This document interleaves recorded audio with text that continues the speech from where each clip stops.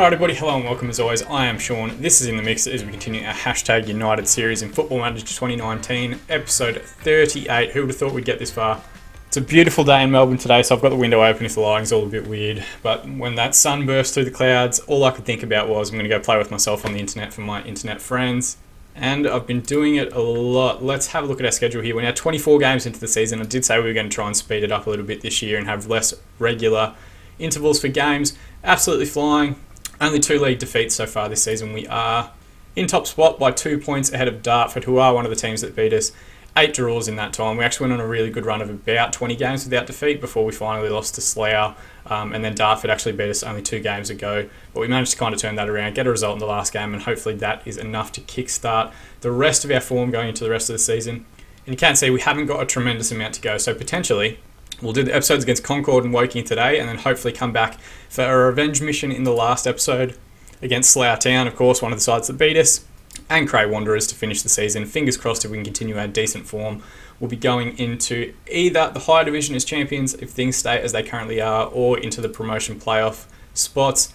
The other big narrative, the thing that we spoke about in the last episode, we are broke as fuck, so our finances are in trouble. We have slowed down a little bit how much we're losing. We're at negative 578,000, which means we've only lost about 120,000 this year, which is actually an improvement on the previous 2 seasons. But we have been offboarding players. We've been trying to get rid of a lot of the original guys that we've got in there. We've still got some high earners like Charlie Morley's still here, Farai Singano's still here, Scott Pollock's still here, Jamal Akeem's still on £200 a week, which is crazy. And then, of course, these other guys on £150 as well. In addition, I've also tried to get rid of some of the guys that were perhaps unhappy with their playing time, mainly because they're dropped down to 4-star potential. We're not looking to keep them beyond this season. We might as well try and get rid of them now and get ourselves back a little bit of wage budget, because we actually reduced our wage budget by offloading people to around, I think we were £500 above. So initially we started the season, right, at 8k wage budget. It then got reduced to 5k and we got it down to 5.437, which was great. But then as soon as I'd done that, seemingly like the day of the last man left to get us closer and closer to being back in the positive again, we got another email from Spencer who says he regrets to announce due to deterioration in the club's financial position, the wage budget was further reduced from 5.01k to 3.57k. Another reduction of about 1,500, which absolutely kills me because I don't really have a tremendous amount of room to wiggle with that. And just when I'd gotten myself to a good board position, if we go and have a look at board confidence here, when I'd gotten myself to an okay club finances position, they are shattered again with the club finances and how I'm managing them because I'm so far over the wage budget. I was within my budgets the entire time. I've never gone over a wage budget really in this series. But because of those 2 reductions that we've had this season due to the finances, it's really actually been the first negative that I've had to deal with in this series. So I'm still kind of towards untouchable status, which is great. But obviously the finances is a massive portion that we need to kind of fix. And because I'm an idiot, last season when finances were good, I signed all of our original players to long-term deals to try and keep them at the club. So pretty much everyone that you see here with the 2024 expiry contract has been set for release. And then the guys that are on 2025 deals, we really need to try and get them out the door as soon as possible. Same with the first team squad.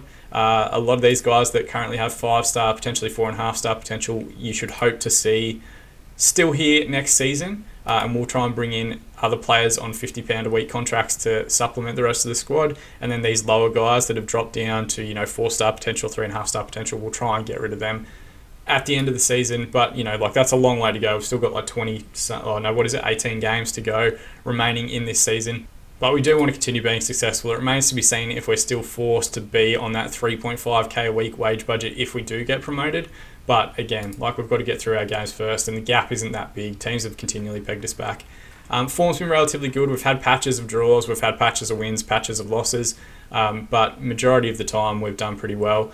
2 disappointing defeats in both cup competitions. We really could have, hindsight being 2020, we could have used that extra revenue. I rotated heavily for the FA Cup, which we of course lost 4-1, and then lost to Tiverton in the FA Trophy first round as well. Again, I rotated the squad. I shouldn't have done it. I should have just kept the faith with the team that was performing so well in the league and tried to get a bit of extra revenue. So that'll be a key focus for next season, getting extra revenue via the cup competitions. But today, we've got to focus on Concord and Woking, 2 decent enough teams. Concord currently sitting in 15th, Woking in 12th. But despite their various league positions, we're going to have to be at our best to beat them. No one's going to hand us anything. They're playing a 4-2-3-1, which looks relatively straightforward. We are going with our standard 4-4-2, the hashtag United 4-4-2. Gibbons in goal. Harrison's actually been playing the majority of the games at left back. Norman's been fantastic, probably our player of the season. We've brought Overton back in alongside him as well. Austin's been fantastic as our right wing back. O'Neill and Gilmore are now on the wings. Valeriano Rodriguez, he's going through a rough patch at the minute. He's good when he's good in it, but he's like kind of average the rest of the time. Hyam and Yuri will anchor midfield with Jeffries on the bench, and Ferreira and me have played most of the games up top. Ben Smith will be the backup for them on the bench. The likelihood is that Ferreira, potentially Overton, and maybe, even though I hate to admit it, Scott Gibbons probably won't be there here next season. We have also started looking at some of the youth players who have upcoming contracts that end at the end of this season that are going to get released. We've started scouting a couple of them to hopefully bring them in on £50 a week deals. Just keep rotating through high potential juniors into the team, and hopefully that continue to push us up the divisions as much as we can. But let's not get ahead of ourselves. Let's close out this game against Conflict. I'm all over the shop. I am so looking forward in the series that I'm probably going to slip up and make a mistake against either Concord or I've even forgotten who's the other team that we're playing. Woking. Is it Woking? Woking? Who knows? I'm saying Woking. Right, they've got a highlight here. Griffiths take a short free kick to Cole at the top of the box. He gets his strike away, and thankfully it is just over. Weren't quick enough out to defend there, and we're yet to have a shot 10 minutes in. Durant here, the goalkeeper, with a long goal kick forward. Norman with a free header. Played forward to Hyam. Out wide to O'Neill. Needs to get a decent ball into the box. He doesn't. It's closed down well, and Concord look to be coming forward on the counter-attack here. Jackson on halfway. Back to Tudd at left back. Played back inside to Hunt. They seem willing to stay very deep, and it doesn't look like they've got a whole lot of men running in behind, which is kind of good to see.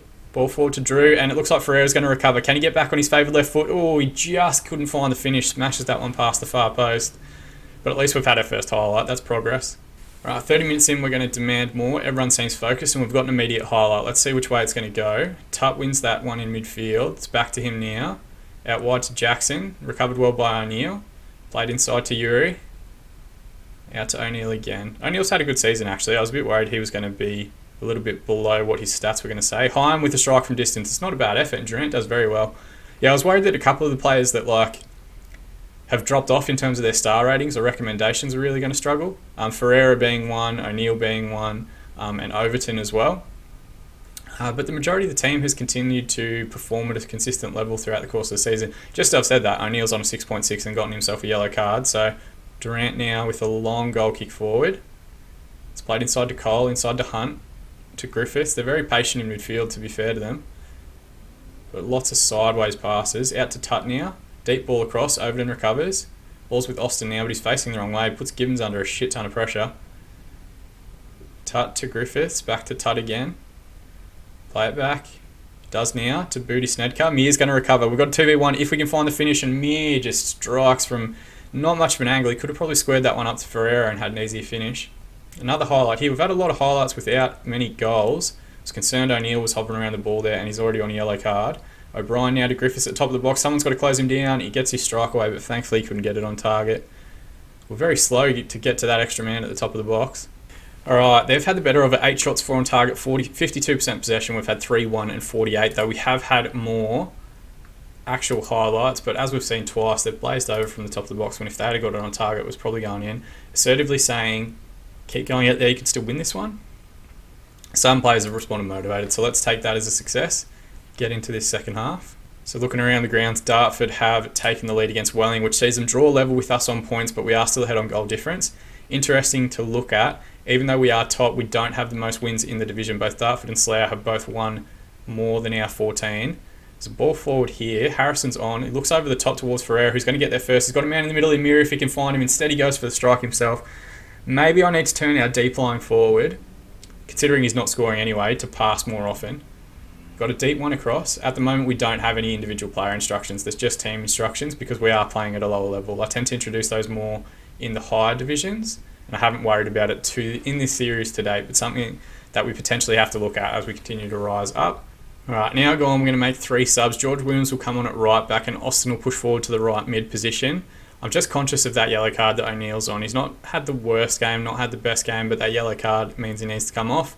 Heim will move to the deep lane playmaker role. Charlie Jeffries will come on for Yuri in midfield. And then Valeriano Rodriguez will come in on the left wing. See if he can come with a bit of magic. What's going on with me today? Like, I started the episode about wanting to play with myself, and now I'm making cum jokes, and not deliberately, just Freudian slips. Interestingly here, Keith Mee and Vasco Ferreira are both struggling, but I think it's just mainly because they haven't finished the opportunities that have been presented to them. I still have a lot of faith in them as players, so we're going to give a team talk to these guys and say, I'm looking for you to make the difference. And I want to keep our best finishers on there. Ben Smith isn't a bad player, but he just doesn't score frequently enough for him to really be an effective option off the bench. And again, another one that we probably won't keep beyond this season. Going to use our Get Creative shout for the remaining 30 minutes, and most people have responded with Inspired, which is good to see. A lot of the guys that are playing first team football now are used to the way that I kind of manage and use shouts and all that sort of stuff. We're very rarely getting negative reactions. Alright, 10 minutes remaining, so we're going to use the Demand More shout. Everyone seems focused. We haven't seen much from the way of Concord, but every time I've said that in a series thus far, that team has found an equaliser or a goal to go ahead. The concern here is, though, that we've stopped having highlights altogether as well. Can we get one more Get Creative shout in before we get into extra time?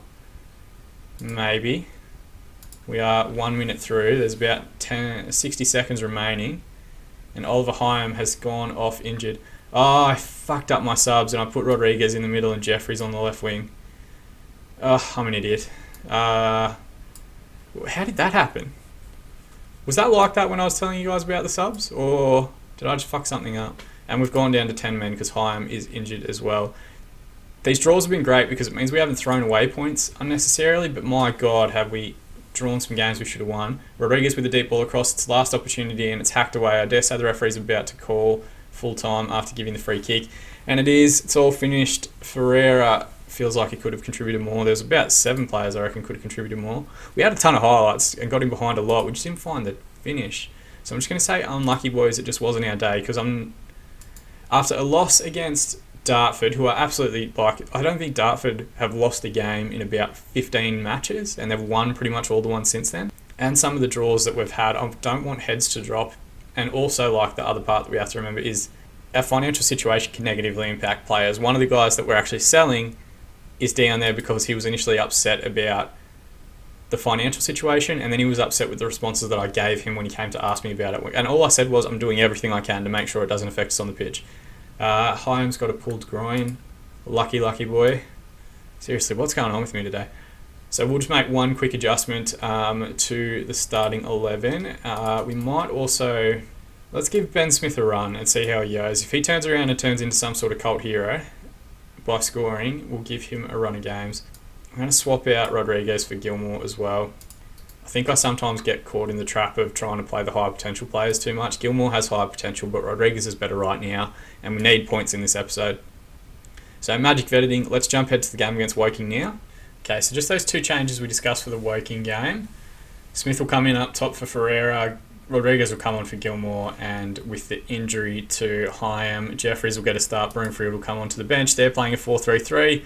We should beat the shit out of them. I think they're also a London team. I think Woking's in London. And we're just going to assertively say this is a great opportunity to show all the pundits they've been right to back you up. That one hasn't really worked, and I want to try and get a bit of a boost out of the defence, so we're assertively going to tell them, I think there's a lot more to come from you. Completely believe you've got what it takes. Right, and we're kicked off for the match here. It's actually probably an unfair criticism of the defence because Norman has been phenomenal, and so has Luke Austin. In the games that Luke Austin's on, he's a very, very good wing-back option at this level. It's probably between, I think, Norman and Mia for player of the season. Both have been excellent. Mia's on, I think, about 28 goals, which is crazy, considering we're still in January. And still a lot of football to be played. And Norman, really, since he signed, he has been our best defender far and away. We do have the most goals in the division. We do have the fewest conceded. We do have the most yellow cards, which is always important. Speaking of Norman, he's just headed the ball straight to Ryan Jarvis, who smashed that one into the top corner. We've looked at Ryan Jarvis before. Ex-Wolves Junior is about 24, 25 now in the game. He's a decent centre-back option. We were trying to bring him in back when we were signing real players. It's a good first-time finish on his left peg. Smacks that one into the top of the corner. Not a lot the keeper could have done, but frustrating to concede from a set piece so early in the game. Just realised Dartford aren't actually playing today. It's just ourselves. Eastleigh, St Albans, who are around us, are playing each other. That's a pretty important game for the distance between second and third. But we really need to get 3 points, otherwise Dartford are going to go straight above us. We're going to demand more, 30 minutes in. Right, I've got a highlight here. It started with the throw-in for them. It's not a bad header. Austin maybe should have done better, but Gibbons thankfully bails him out. Last thing we need is to concede again before half-time. See our zonal defence there that we're doing from our set piece. Maybe it's not working as well as we'd hoped. It's a good tackle from Jeffries. Rodriguez recovers and we come forward now.